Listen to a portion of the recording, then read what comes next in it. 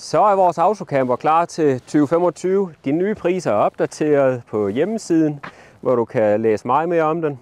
Jeg vil lige lave en kort gennemgang af udstyr og størrelse på den, så kom lige med. Førerkabinen, komfortable sæder, automatgear, fartpilot og bakkamera og selvfølgelig aircondition. Inde i bodelen der har vi et kæmpe stort bord, som kan slås op, så der er nem gennemgang her, når man ikke skal bruge det. Det lækre ovenlys giver et fantastisk lysindfald til hele sædepladsen og ude ved drejesæderne her.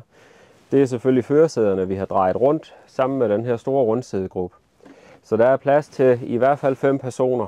Bag os der har vi 2 enkeltsenge. Derover har vi en hæve-sænkeseng hen over spisepladsen.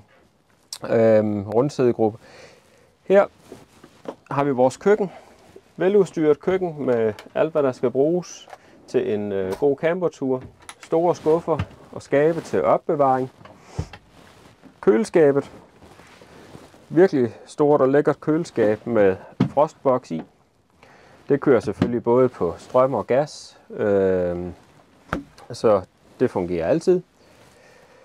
Så har vi vores baderum her med toilet, vask, stort fint spejl